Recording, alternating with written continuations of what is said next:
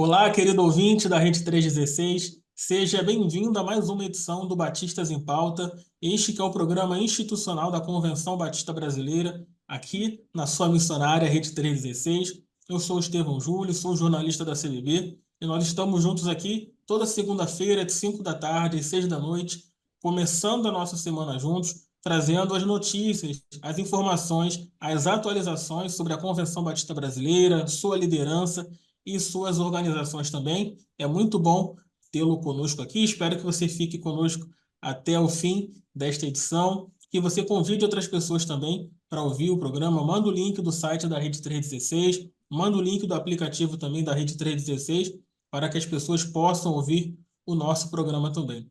E como eu sempre gosto de pedir a você, no começo de todo o programa, que você siga a Convenção Batista Brasileira nas redes sociais. Nós estamos no Facebook, no Instagram, no Twitter.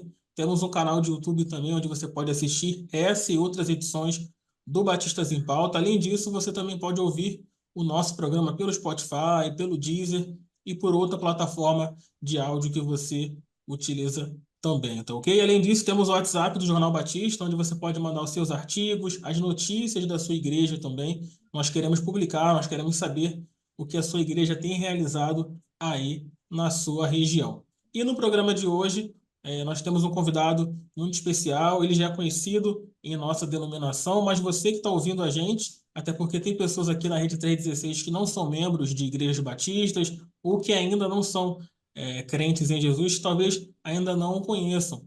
Mas o nosso convidado de hoje é o pastor Pascoal Piragini Júnior, ele que é o atual presidente da Convenção Batista Brasileira, está exercendo também de maneira interina o cargo de diretor executivo aqui da CBB e também está como pastor interino lá na primeira Igreja Batista em Niterói, aqui no estado do Rio de Janeiro. Pastor Pascoal, seja muito bem-vindo ao Batistas em Pauta. Obrigado, Estevam. Obrigado a todos que estão nos ouvindo e participando desse encontro. Para mim é uma alegria estar com vocês hoje. Perfeito. Então, você que está ouvindo a gente aí, compartilhe com outros batistas, né, com outras pessoas que querem ouvir a participação do pastor Pascoal aqui no Batistas em Pauta, né, sobre as atualizações do nosso Brasil Batista. E, pastor Pascoal, o senhor tem já muita experiência, são muitos anos de ministério pastoral, se eu não me engano, já são mais de 40 anos de ministério pastoral. É um ministério frutífero lá na PIB de Curitiba, uma igreja que é exemplo para muitas outras, e o senhor já foi presidente da Convenção Batista Brasileira em outras ocasiões, né? E agora o senhor também está como interino lá na PIB de Niterói. A gente, olhando o currículo do senhor aí, a gente pode imaginar que o senhor, nessa altura do campeonato, já queria ter um tempo de descanso, né? Você já trabalhou bastante, né? Mas o que motivou o senhor a concorrer, né, ao cargo aí de presidente da CBB, mais uma vez, foi eleito e já está exercendo esse mandato? Qual foi a chama, né, o que ardeu no coração do senhor para esse novo mandato como presidente? Olha, pastor não se aposenta, né? Ele muda de função, né? E quando Deus começou a trabalhar comigo no coração para que eu deixasse a primeira de Curitiba, foi um processo longo, 10 anos, preparando a igreja para essa sucessão. Eu não sabia exatamente qual seria a função, só sabia que eu não ia parar de trabalhar. E pensei que seria pregando, né? E de fato, o ano passado, entreguei em março a igreja e continuei o processo pregando em várias igrejas, visitando vários campos do Brasil, convidado por vários colegas, pastores. Sinceramente, voltar à presidência da Convenção Batista Brasileira não estava nos meus planos, né? Mesmo porque no nosso contexto batista você nunca sabe, não é? Quem vai ser o futuro presidente. A gente não tem a mínima ideia. Quando a gente vai para uma convenção, a gente vai com o propósito de participar e não com o propósito de ser eleito ou fazer campanha ou qualquer coisa que seja nesse sentido. E eu fui nesse espírito, né? Durante a convenção, naturalmente, as pessoas perguntam: você vai deixar o seu nome? Não vai deixar? Eu confesso que eu disse para muitas pessoas que eu não tinha a mínima ideia se eu deixaria ou não. E quando eu ouvi que algumas pessoas tinham interesse de indicar o meu nome, eu comecei a orar. e Deus então me deu uma palavra de que eu não tenho muito tempo de vida e que eu devia fazer tudo quanto tivesse as minhas mãos para fazer. E eu entendi que Deus não estava dizendo que eu ia ser eleito ou nada disso, mas que eu devia aproveitar cada oportunidade e deixar a graça de Deus fluir. E foi surpresa deixar o meu nome e ser eleito e voltar a esse cenário.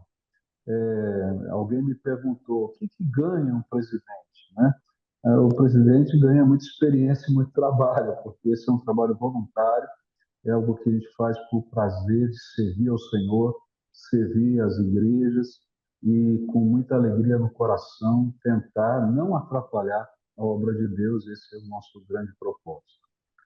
Perfeito. O senhor falou aí dessa questão do tempo, eu lembrei agora aqui, né, que eu assisti ao culto de posse do pastor Michel, seu filho lá na PIB de Curitiba, e teve um momento muito bonito, muito emocionante, né, que Foi. ele deu um relógio para o Senhor, né, como fosse uma visão de que Deus tinha dado a ele, de que o tempo do Senhor ainda não tinha acabado, né? Então, realmente, já Deus já estava confirmando, né, aquilo que ele tinha para sua vida, né? Foi um momento muito bonito aquele, né? Foi um momento, para mim, profundamente emocionante, porque quando você termina um ciclo desse, né, tem uma sensação, né? Eu acho que acabou, agora chega, né? Eu vou fazer alguma coisa, mas eu não sei exatamente o quê. E dentro do meu coração tinha aquela ideia, meu tempo acabou, né?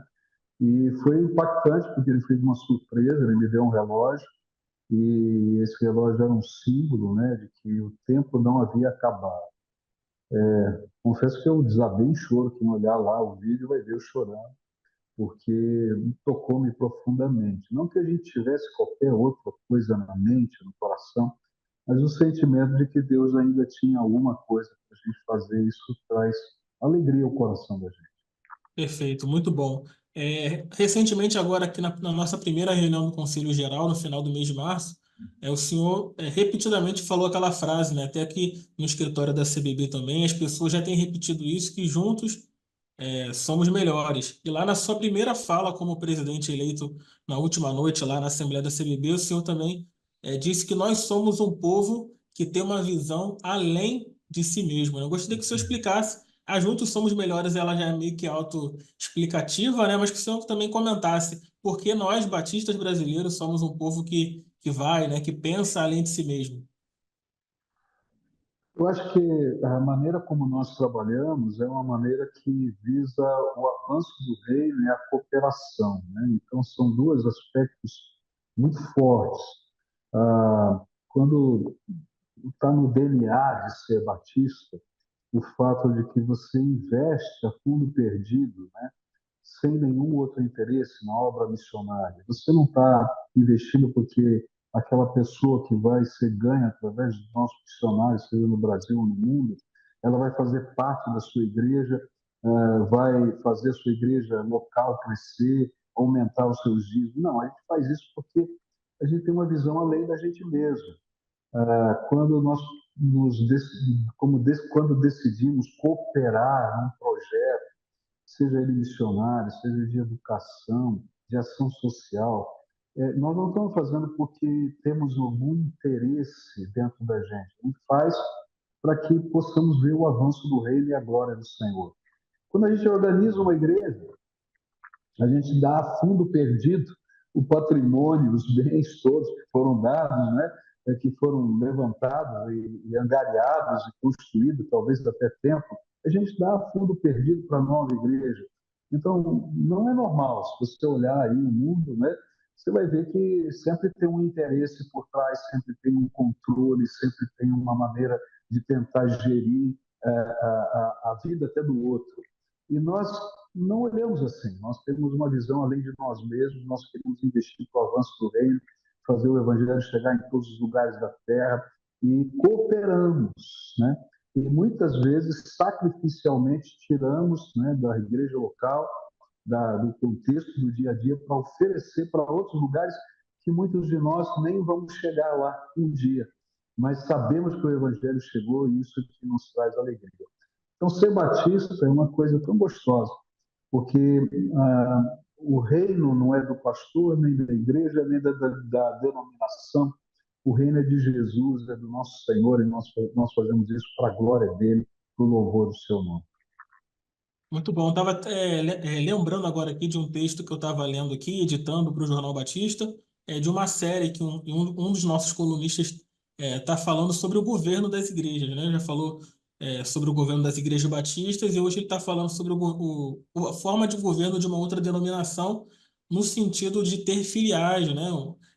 Ela não se desvincula das suas congregações, como chamam, né? E nós batistas não, né? Como o senhor falou, a gente começa um trabalho sem a pretensão de que esse trabalho gere alguma recompensa financeira, né? A igreja começa ali como uma missão, depois vira uma congregação, né? E finalmente se torna uma igreja independente e filiada à CBB, né? Acho que esse é um dos nossos diferenciais. Além dos projetos missionários também, que as igrejas fazem campanha, missões nacionais, missões mundiais e missões estaduais, né?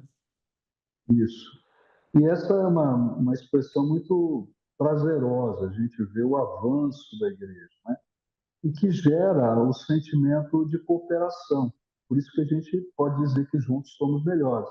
Porque essa igreja que recebeu essa bênção, ela é motivada também a oferecer essa bênção. E ela entende que não é uma questão de troca nem de interesse, mas é uma questão de visão.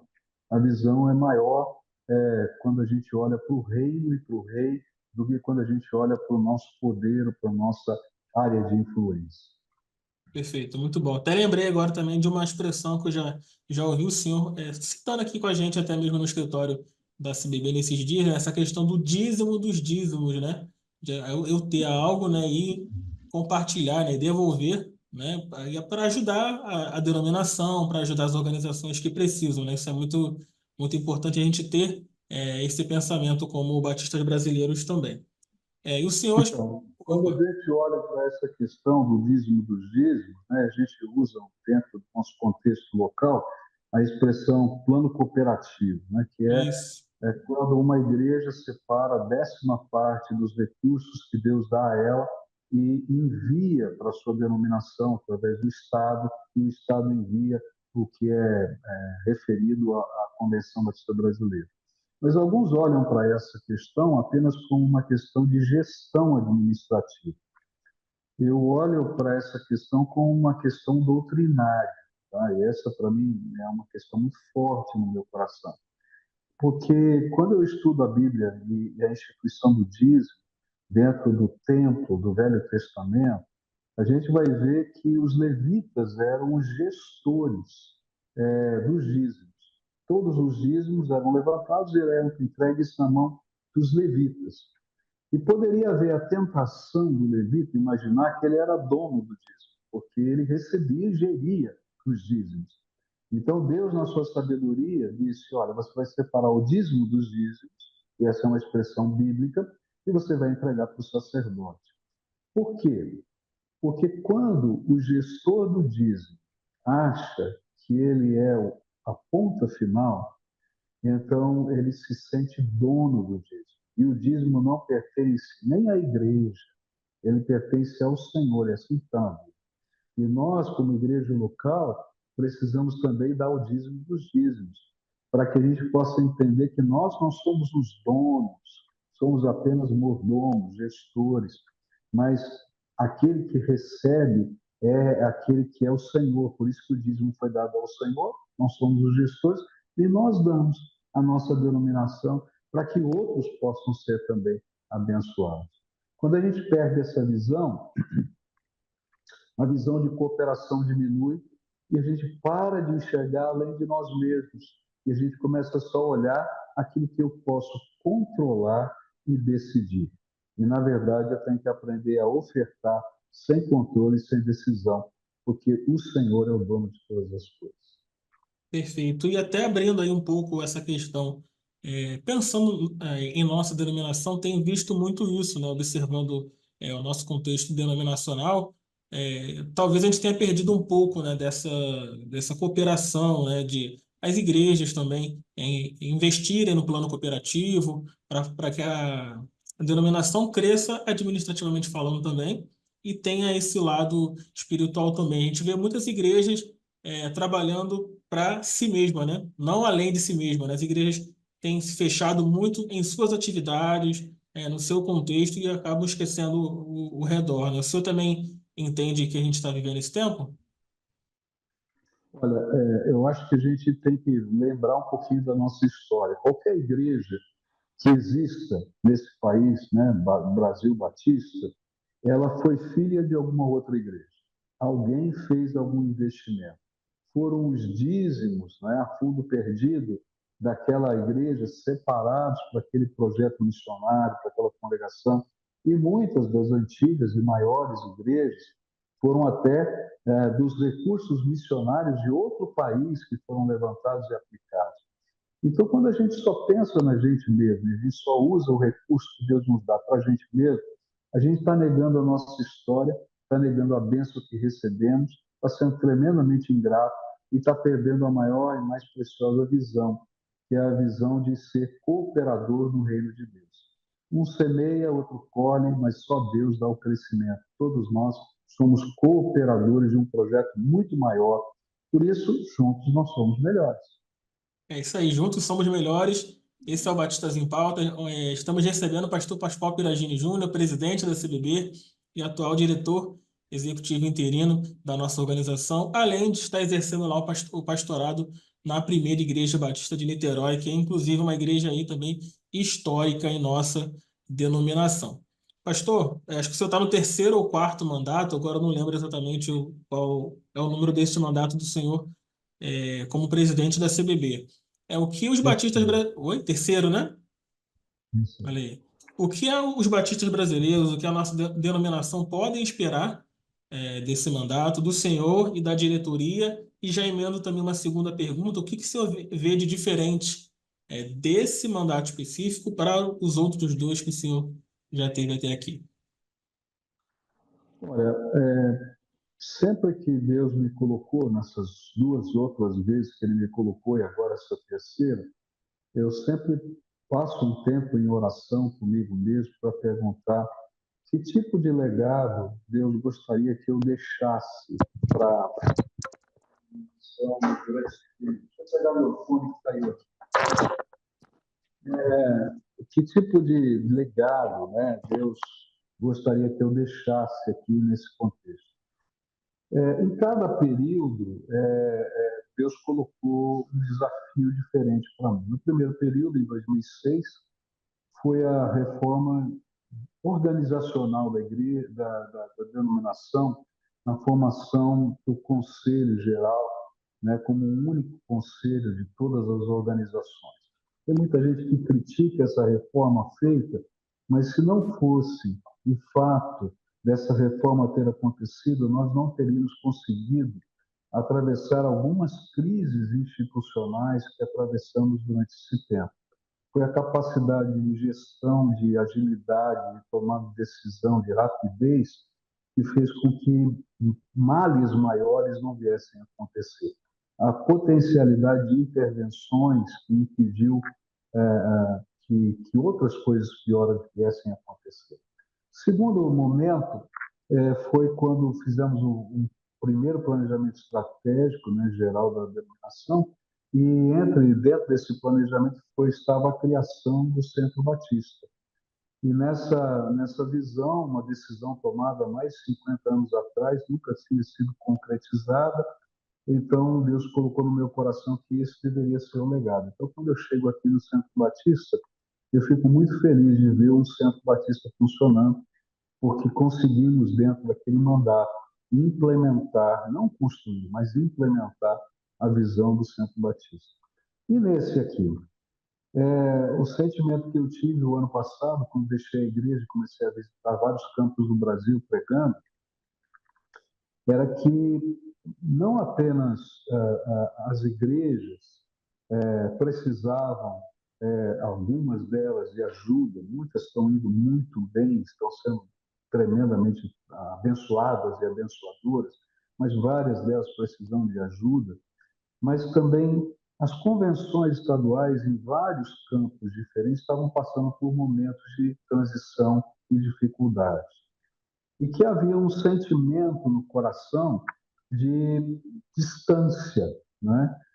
distância da igreja, da denominação, do Estado para com a igreja, da Convenção Brasileira para com o Estado e para com a igreja, como se nós tivéssemos cada um no seu cantinho, né? E tentando fazer as coisas funcionarem de alguma maneira. E, junto com o pastor Sócrates, numa conversa, a gente estava conversando sobre que tipo de legado poderíamos deixar.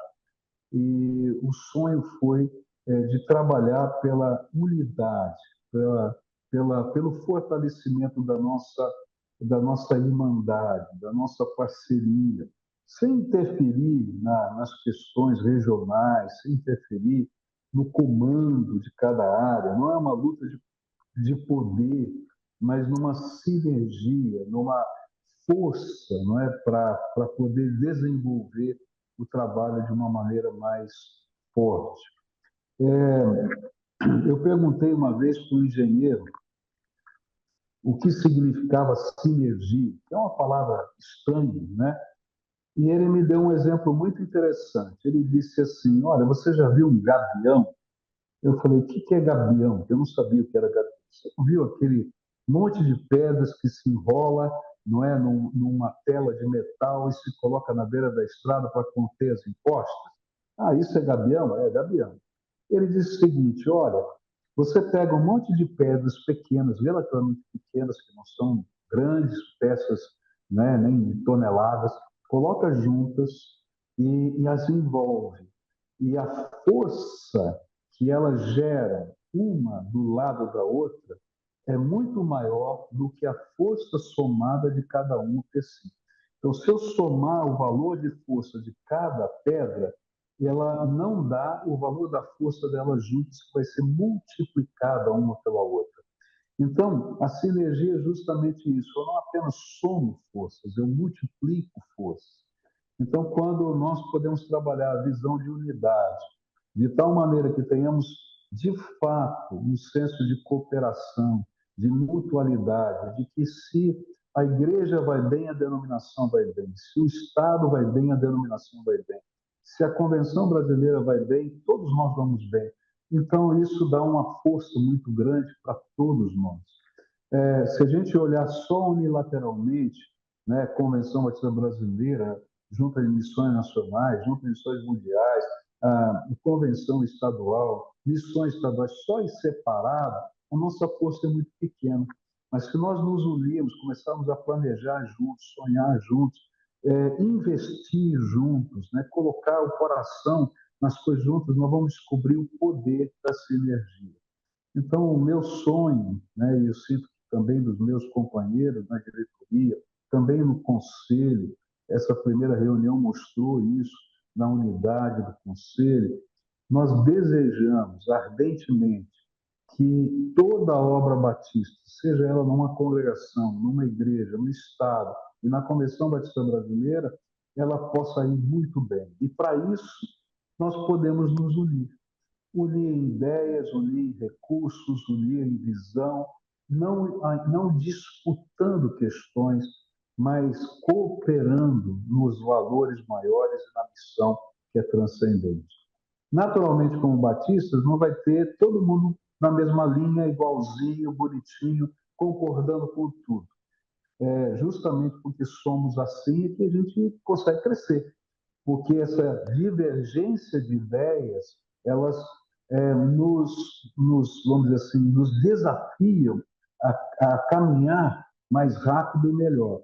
Mas a convergência de ações gera a unidade e a sinergia que pode fazer a obra de Deus crescer.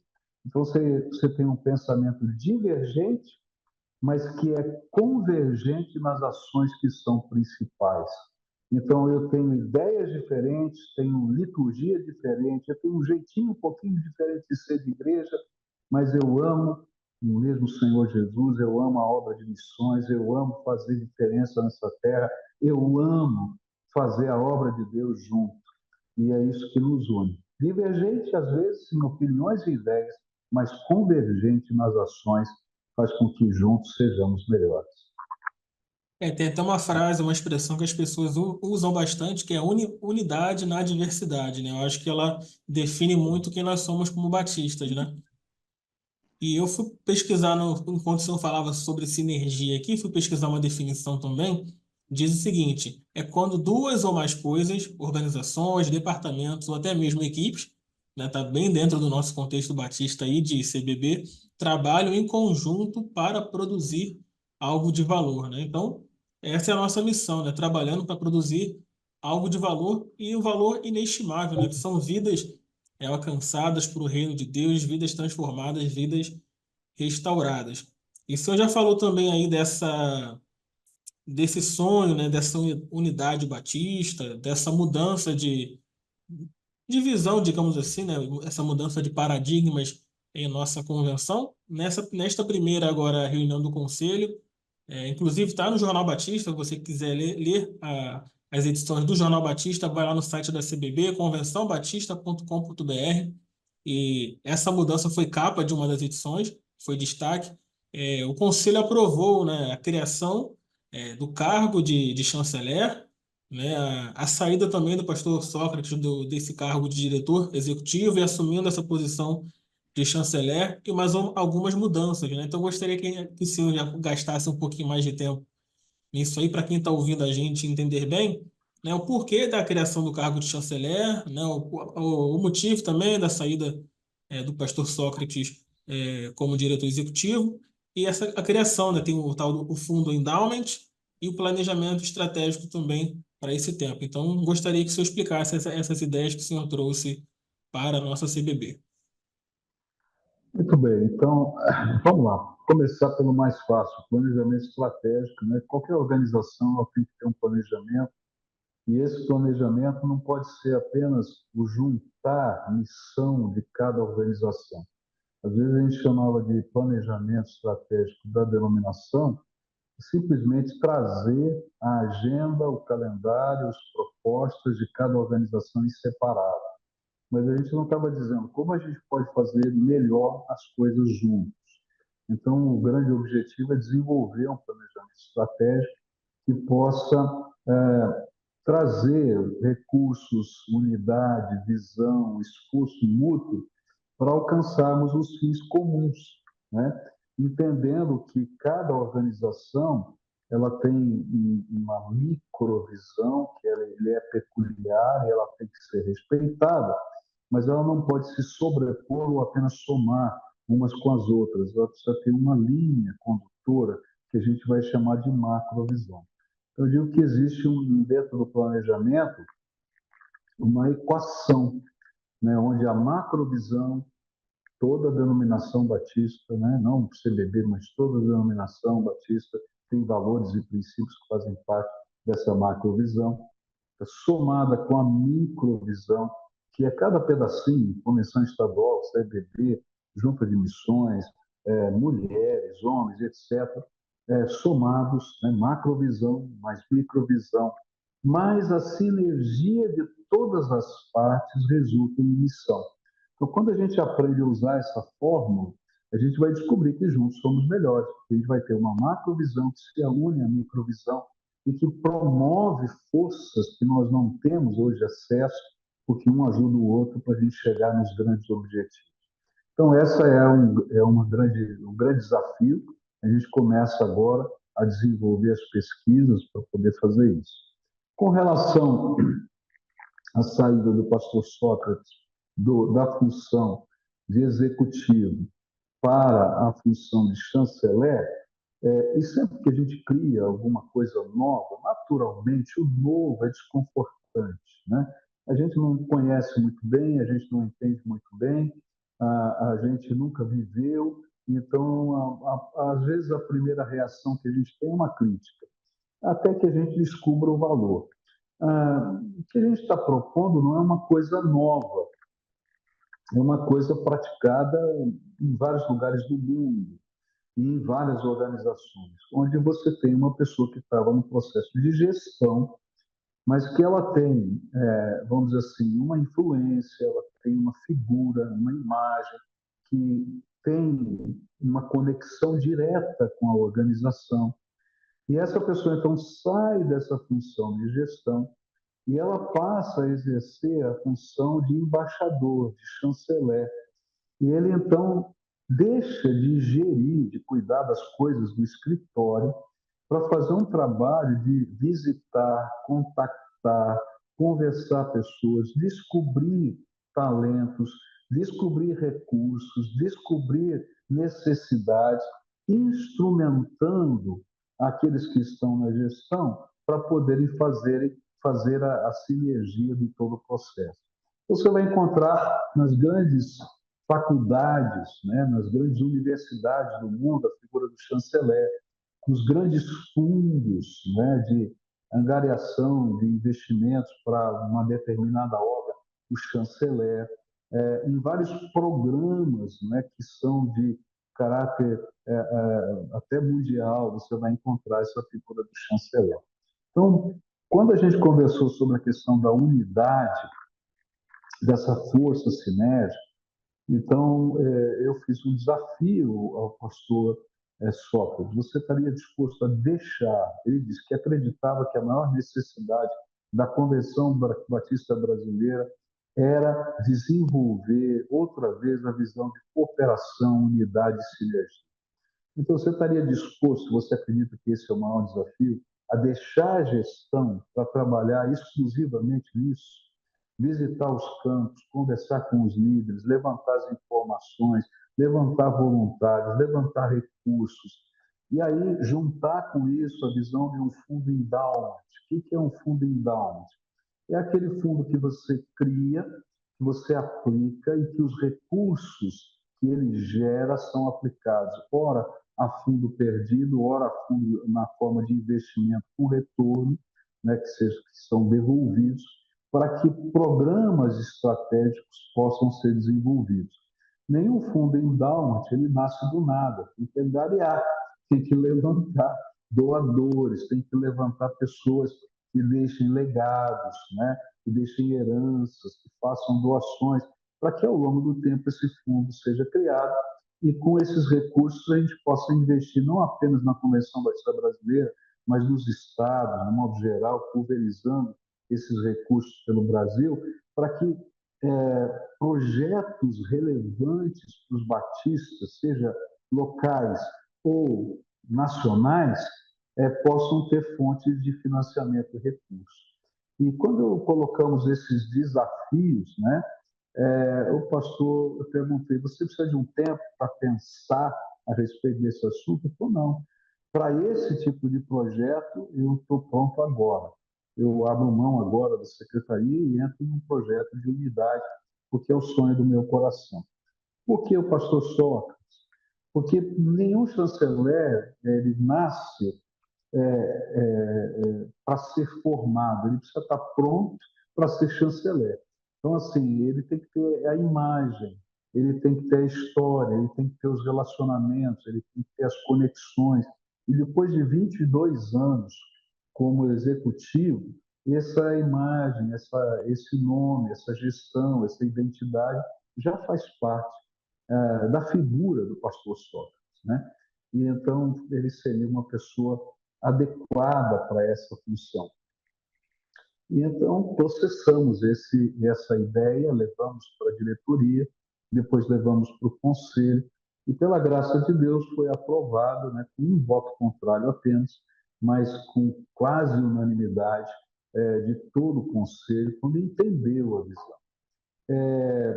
O Fundo Endowment existe? Não, não existe ainda, mas eu creio que ele pode existir, né, porque se a gente começar a trabalhar, então teria recursos para financiamento, né, de projetos a médio e longo prazo para serem desenvolvidos em vários lugares da nossa denominação.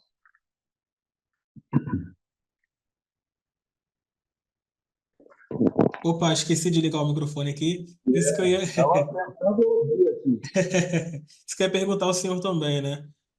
Qual o tempo que se espera que esse planejamento, a gente pode dizer que é uma mudança histórica em nossa denominação, em quanto tempo se espera que todo esse planejamento esteja plenamente em execução, funcionando bem? E como seria aqui no eu não lembro aqui no Brasil de ter visto ainda, o senhor deve conhecer, alguma instituição com fundo endowment, né? A gente vê muito isso em instituições americanas, né? Como o senhor acredita que isso pode funcionar aqui no nosso contexto de Brasil? Olha, eu posso estar enganado, mas eu acho que o Instituto Mackenzie tem um fundo em Dalmat aqui no Brasil Legal. e algumas outras organizações que têm valores menores, tá? É, fundos que estão em formação. Nos Estados Unidos é bem comum isso, a maior parte das universidades tem fundos endowments. Uma delas, por exemplo, no Harlem, recentemente divulgou uma notícia mundial que durante 10 anos todos os alunos do curso de medicina daquela universidade teriam bolsas de estudos completas, porque um fundo determinado endowment para essa finalidade tinha atingido a cota necessária para 10 anos de sustento de todos os alunos de medicina daquela escola. Então, isso naturalmente não acontece agora, imediatamente, mas ela acontece com desmobilização, às vezes, de patrimônio, né? Que às vezes é usado para cobrir dívidas, né? Mas que, na verdade, poderia ser usado para um avanço futuro, para investimentos. Ela também acontece através de doações, de recursos que são levantados para essa finalidade. Esse fundo ainda não foi criado, o conselho decidiu estudar a matéria, então ela deu permissão para a gente começar a desenvolver um projeto mais detalhado para ser votado a posteriori, porque essa é uma questão bastante, vamos dizer assim, complexa, mas ao mesmo tempo simples, porque você tem que ter uma gestão do fundo muito séria, muito competente, mas ao mesmo tempo é simples, porque a ideia é bem simples. Então, isso nós vamos começar a desenvolver, trazer para a realidade do Conselho e depois para a convenção como um todo. Quanto ao planejamento, eu acredito que nesse ano nós devemos desenvolver o planejamento, seja o tempo de desenvolver o planejamento, para começar a executar no outro ano. Tá? Normalmente, o planejamento estratégico ele envolve mais tempo, ou seja, você faz um trabalho maior de planejamento e ele vai ser de mais de um ano. Tá? Então, ele vai ser, dependendo do que for votado pelo Conselho, 3 anos, 4 anos, 5 anos, mas você vai ter um norte de metas, projetos, de sinergia para a gente chegar a determinados objetivos. Perfeito. E eu, como responsável aqui pela parte de comunicação aí da CBB, tenho visto muitas reações, né? Tenho visto que as pessoas têm falado sobre essa mudança, como o senhor falou, as mudanças elas causam em parte desconforto, né? Então tem gente sim animada, né, com essa mudança, com essa possibilidade de mudança na denominação, mas tem pessoas que ainda estão com o pé atrás, assim, com a decisão. Como que o senhor, a diretoria da CBB, tem visto essas reações? Como é que tem sido isso para vocês? Ou já era esperado? Olha, nós somos batistas, né? A gente nunca vai ter unanimidade, isso eu tenho certeza, né? E eu acho que essa é uma das belezas, né, de sermos batistas, né? Nós temos opiniões, nós temos ideias, e é nessa multiplicidade de opiniões e ideias que nossa denominação tem historicamente se desenvolvido. Então, eu vejo como parte da nossa característica de ser, né? Se tem um povo que entende e acredita na liberdade de expressão, né, é o povo batista, né? Um povo que entende e acredita na competência da alma para decidir as suas questões interiores é o povo batista. Na liberdade religiosa é o povo batista. Então, essas características compõem nosso jeito de ser. De outro lado, eu creio que, como a gente não tem modelos ainda, é a primeira vez que nós estamos fazendo um projeto desse tipo, então a gente vai ter as ideias contraditórias. Né? Eu me lembro quando a gente falava em Centro Batista, houve o mesmo tipo de reação. Todo mundo disse: não, isso aqui vai ser um elefante branco, isso vai dar prejuízo, isso aqui não sei o quê, papapá, papapá. Hoje a gente vem aqui no Centro Batista, eu confesso, eu tenho orgulho de entrar aqui numa cidade batista, um jeito de ser batista. As organizações aqui, a gente vai lá almoçar, senta com de missões nacionais, missões mundiais, com ordem de pastor, está todo mundo sentando, almoçando juntos. Então, assim, a gente precisa de um tempo de maturidade para ver os efeitos. Quando os primeiros efeitos começarem a acontecer, naturalmente a resistência também diminui. Tem uma palestra interessante de um ex-diretor da General Motors, né? Se eu não me engano é o Welch, sobre o nome dele, e ele fala muito interessante, de uma maneira interessante, que às vezes como gestores, presidentes, CEOs de empresa, a gente tem que, às vezes, chega e diz assim, olha, nós precisamos mudar, vamos mudar nisso.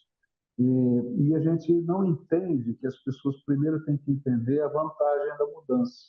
E quando elas simplesmente escutam vamos mudar, elas reagem à mudança. Mas quando eles sentem o valor da mudança, eles cooperam com a mudança. Se eles não perceberem o valor, eles vão resistir à mudança. Então, eu diria assim, nosso papel agora é mostrar que é bom, né? E se a gente mostrar que é bom, não vai ter problema. Agora, se mostrar que é mal, pela própria natureza e defesa, que eu acho que é justa, da nossa denominação, essa mudança cai, né? Porque nós somos batistas e temos esse poder de chegar numa assembleia e mudar tudo de novo. Então, isso para mim é a coisa mais normal e bonita da nossa natureza de ser. Eu não fico preocupado com essa crítica, né? Porque eu acho que se nós tivéssemos um povo que não soubesse criticar e pensar, nós não seríamos o que somos. Mas graças a Deus, porque sabemos criticar e pensar, mas também sabemos aplaudir quando é necessário aplaudir e sabemos apoiar quando se precisa apoiar. Então, nos momentos oportunos, essas coisas vão acontecer. Perfeito. Já só para nível de informação aqui, o pastor Sócrates já está em atuação como chanceler da CBB. Ele já foi à 62ª Assembleia lá da Convenção Batista do Planalto Central, está no Jornal Batista. Já foi também à reunião do Conselho Geral da Convenção Batista Fluminense na última semana. E no momento em que a gente está gravando aqui, o Batistas em Pauta, ele está a caminho de Natal para participar da Assembleia da Convenção Batista Norte Rio Grandense. Então, ele já começou esse trabalho de visita às convenções, de ouvir as demandas locais para trazer para o Conselho, né? Lembrando que o cargo de chanceler é um cargo do Conselho da CBB. Então, o trabalho já começou e a gente crê que muito em breve aí Mas vai ter resultado. não é Natal, não, né? Ele Em está Mossoró, né? Ele está em Mossoró, chegando lá em Mossoró É isso para aí. esse trabalho, né? E o legal é o seguinte, ele não está indo só para dar uma saudação na convenção, porque como ele não tem que voltar para o escritório para poder gerir todas as coisas, ainda que ele ainda esteja me ajudando profundamente aqui, porque os documentos constitutivos ainda não foram mudados, ele está lá para passar todo o tempo na convenção, para participar da Assembleia, para sentar com os pastores, para ouvi-los. E nós elaboramos uma lista de algumas perguntas-chave para o planejamento estratégico. Então, ele vai para fazer pesquisas, né? Para ouvir, para promover sinergia de alguma maneira.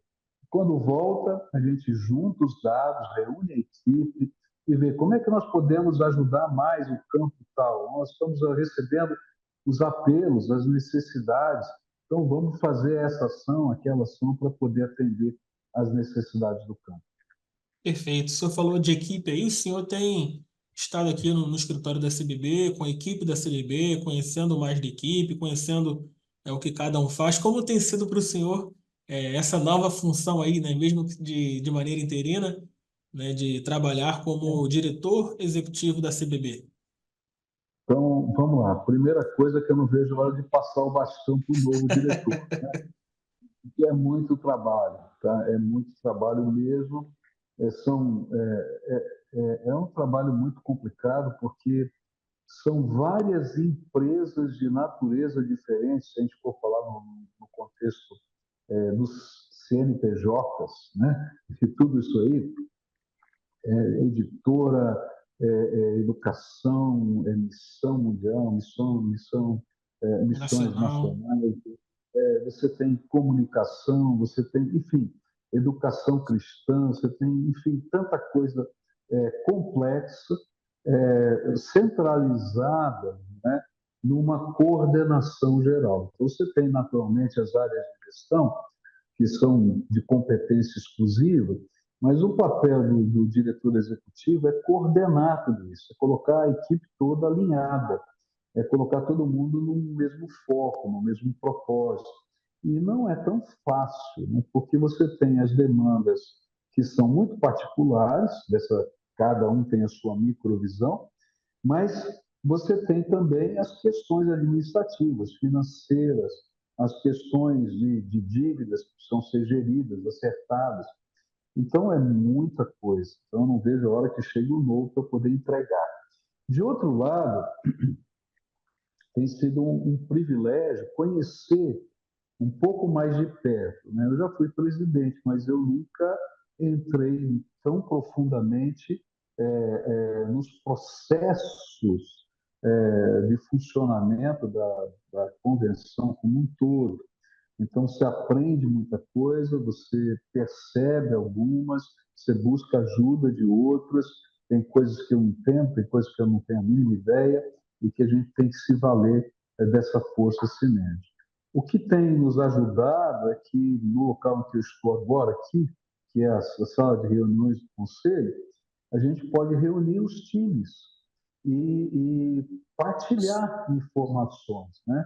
Então, por exemplo, nossa Junta de Missões Nacionais usa o mesmo sistema de gestão financeira que o Conselho. Nós estávamos com um problema aqui, como eu sou o diretor, vamos dizer assim, o presidente lá e daqui, eu fui lá e disse, quem é o melhor cara aqui da Alterdata, né? É fulano, então vem aqui, me empresta ele aqui que vai sentar aqui para ajudar a gente, para não sei mexer nisso aqui. A pessoa vem e diz, ó, tem que mexer nisso, consertar aquilo. Eu gastaria uma fortuna se eu fosse contratar alguém para fazer isso, enquanto que o colega aqui da sala do outro lado está me ajudando. Então, a gente já marcou aqui uma reunião, pedi permissão ao outro diretor para me emprestar a pessoa durante uma semana para botar as coisas para funcionar aqui. Então, essa força sinérgica que eu estava querendo dizer. Não importa se ele é funcionário de missões nacionais ou ele é funcionário de missões mundiais. Aí veio o Maurício, que é funcionário de missões mundiais, o Alexandre, que é funcionário de missões mundiais, e está nos ajudando, Maurício com o Colégio Batista Shepherd, e o Alexandre está nos ajudando com a União Feminina Missionária. Então, essa força sinérgica é poderosa demais, gente muito capaz, muito preparada, e que está lá no seu cantinho, mas que quando acionado nessa coordenação, ele usa a sua expertise para o bem de todos. Agora, isso acontece aqui dentro do contexto do Centro Batista. Agora, imagina isso acontecendo no Brasil. Quando um membro da sua igreja, que é um tremendo de um voluntário, ajuda a uma convenção estadual se organizar, ou ajuda uma igreja local a ser soerguida, e a gente vai trabalhando essa sinergia para que a gente possa alcançar os objetivos do reino. E aí vem aquele gostinho. Juntos nós somos melhores. É isso aí. Vai dar certo e já está dando certo em nome de Jesus. E já que o senhor já falou aí, né, que não vê a hora, né, de passar, né, o bastão para o novo diretor executivo, com certeza aí o povo batista, né, já está pensando, né, quem será o novo diretor executivo da Convenção Batista Brasileira depois aí de 22 anos, né? Pastor Sócrates à frente. A diretoria já está trabalhando em nomes, né? Claro que a gente não vai falar aqui em nomes, né? Mas talvez traçando um perfil, né? O senhor pode compartilhar isso, né? Qual o perfil que a diretoria, que talvez o conselho espera do novo diretor executivo da Convenção Batista Brasileira? A primeira coisa que eu queria colocar é que a diretoria não pensou em nome nenhum, tá? Ela primeiro, ela comprou a ideia dessas mudanças e ela queria saber se o conselho aproveitaria essas ideias, aprovaria ou não, senão não adiantaria fazer nada. E então, quando tomou-se a decisão, estamos implementando as mudanças. Na próxima terça-feira, nós teremos a primeira reunião da diretoria para tratar do assunto de sucessão. Aí você me perguntou de perfil. É uma maravilha ser batista, porque batista tem tudo organizado, tudo certinho. Então, o perfil já está escrito numa norma do Conselho que foi elaborada em 2007, né? Então, para você ter uma ideia, naturalmente a gente tem que olhar, reler essa norma, mas o perfil já está escrito nessa norma número 3, datada de 2007, que diz, então, aqui tem vários aspectos, eu estou com ela aberta aqui. Então, essa pessoa tem que ter um compromisso pessoal com Cristo, comprovado através de uma vida íntegra, estar identificado e demonstrar ter compromisso com as doutrinas e práticas da Convenção Batista Brasileira, ter experiência comprovada no trabalho denominacional, ter vida emocional familiar equilibrada, saber trabalhar sujeito à autoridade, saber trabalhar em equipe, exercer liderança visionária, proativa, aglutinadora e mobilizadora, ter experiência de gestão administrativa financeira, ser capaz de gerenciar conflitos, ter habilidade no uso da informática, nível usuário, estar sintonizado com a declaração de missão da Convenção Batista Brasileira, seu novo estilo de gerenciamento e estrutura administrativa. Requisitos adicionais na área de missões, ter demonstrado envolvimento e a dor pela obra missionária, estar disponível para viagens, ter conhecimento básico da língua inglesa, área de teologia, ter formação acadêmica compatível com o cargo a ser exercido, ter experiência comprovada em educação, ter facilidade de diálogo com vários segmentos da sociedade civil e acadêmica e preencher os critérios legais. Esses são os primeiros que estão aqui na norma. E aqui essa norma tem 4 páginas, eu não vou ler aqui para você, dizendo qual é o processo, como é que são feitas as indicações, como é que o conselho tem que votar. Então, assim, não é que uma diretoria chega aqui e diz, olha, tem um nome aqui, vou fazer assim, vou fazer assado. Porque nós somos batistas, a gente tem um regimento interno, um estatuto, mas tem normas ainda que vão além disso, dizendo como o processo tem que ser feito, quando e de que jeito. Então, é tão gostoso isso, porque você não nasce do vácuo, você nasce de uma experiência, de um povo que pensa, que estuda e que quer ver o melhor para a sua denominação. E a gente está estudando essas normas, tá? Junto com todos os outros documentos constitutivos, existem mais 3 normas que eu não vou ler aqui, que é de como trabalha o executivo, qual o papel dele, como ele gerencia o planejamento, como ele faz. Então, a gente tem que olhar todos esses documentos para poder definir alguns nomes que vão ser, depois sendo talvez entrevistados e tal, até que a gente possa chegar à indicação e apresentar alguma coisa ao Conselho. Perfeito. Então, aí, batistas brasileiros, segure um pouquinho da ansiedade, né? Em breve teremos mais informações aí sobre o novo diretor executivo da CBB. Enquanto isso, ore, né? Entregue esse novo tempo diante de Deus, ore com a sua igreja, ore sozinho também, enfim, ore sempre pela nossa denominação para que seja uma pessoa, né, direcionada por Deus para seguir, né, o trabalho durante esse novo tempo aí que nós estamos vivendo. Voltando a falar um pouquinho, para estudar essa questão da sinergia, de uns anos para cá, nosso Brasil tem vivido o que as pessoas têm chamado aí de polarização, né? Muito por conta da política. E tem pessoas, famílias, inclusive, que a relação ficou estremecida por conta disso, né? Porque um vota em X, outro vota em Y. Cheguei até a assistir um vídeo de um pastor, não sei de qual denominação que ele era agora, mas que ele falava que se tivesse uma pessoa ali de determinado espectro político, que era para ele ir embora, se levantar, ir embora, não voltar mais naquela igreja, porque ele não concordava com a visão, com a ideologia, né, a palavra que tem sido usada daquela pessoa. Então, como trabalhar, né, o que nós batistas brasileiros podemos fazer, né, nesse tempo de polarização para que essa sinergia aconteça, porque a gente sabe que no nosso meio batista somos um povo aí, como você falou, tem essas ideias divergentes, mas ao mesmo tempo temos a nossa unidade, mas que por conta dessa polarização foi abalada, né, também. Então, o que podemos fazer como denominação para mitigar os efeitos disso?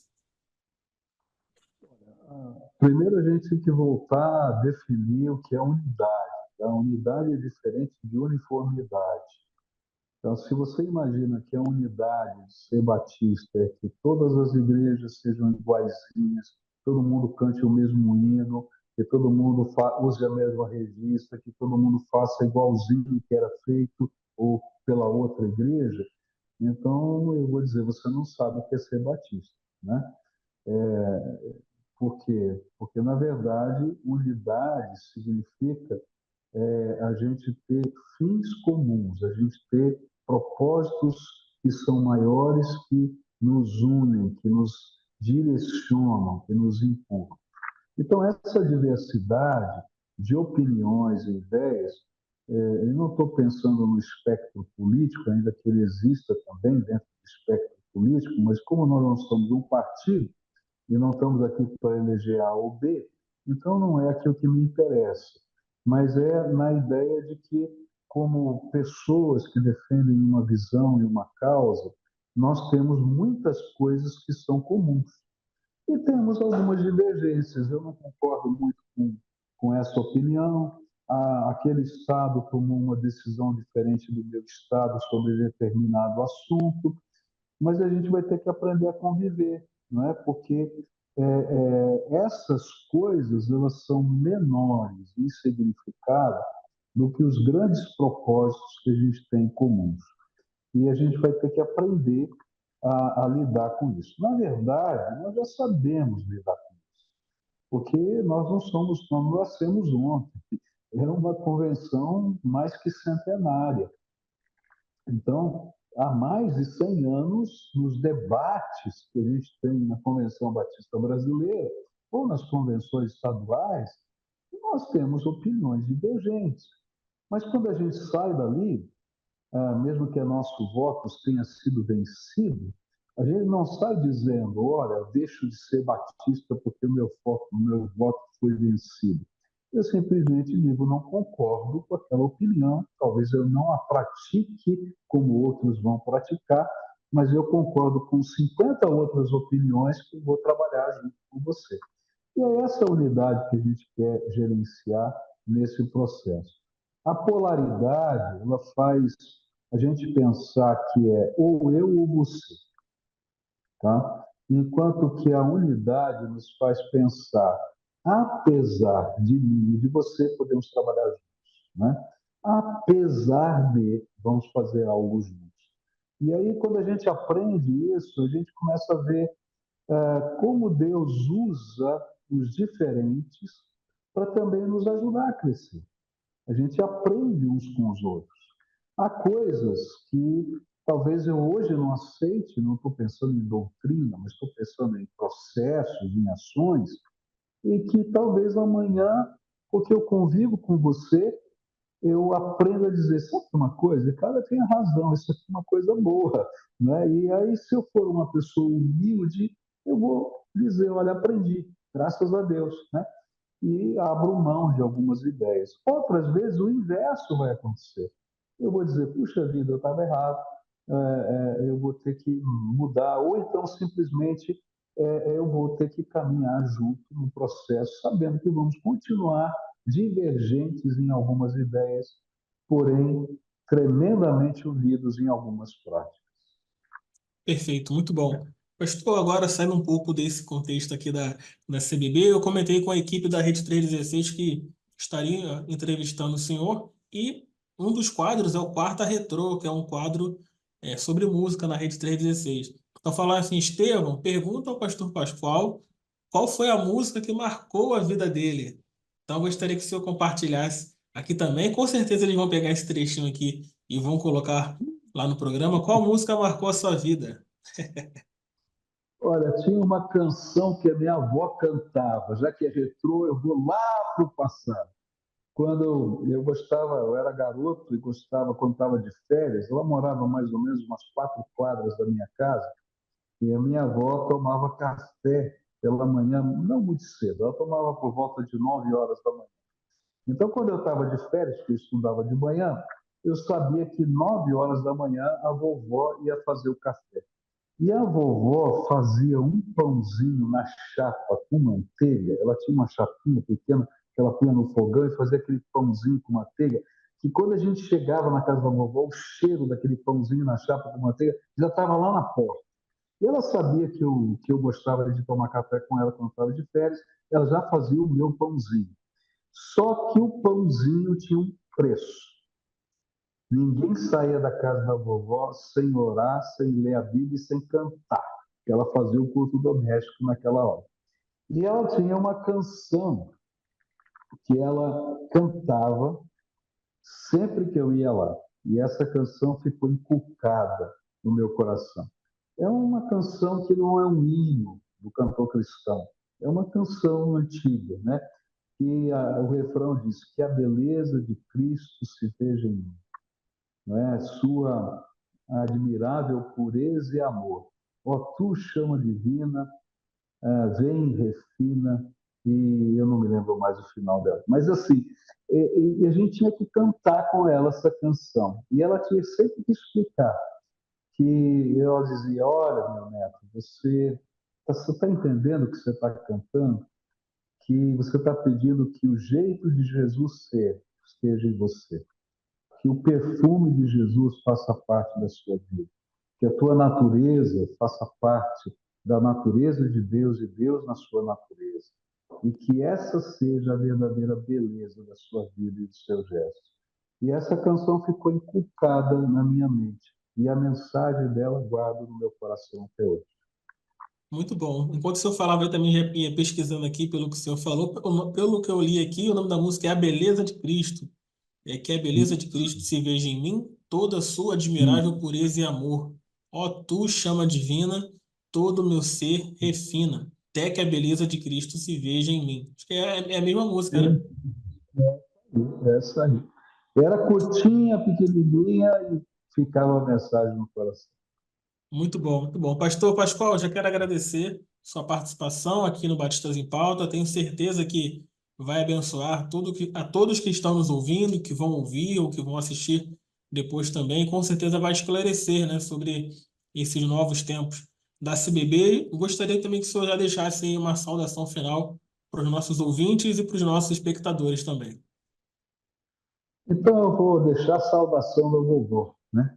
Que a beleza de nosso Senhor Jesus Cristo seja vista na sua vida. A pureza dele, o amor dele, refine no seu coração e que você seja o perfume de Jesus aonde você passar. Que Deus te abençoe. Amém. Obrigado, Pastor Pascoal. Obrigado a você que esteve conosco aqui no Batistas em Pauta. Ouça e assista essa e outras edições no nosso canal do YouTube, no Spotify, no Deezer, no Amazon Podcasts ou no seu tocador aí de áudios preferido. Fique agora com a sala de oração e até a próxima semana.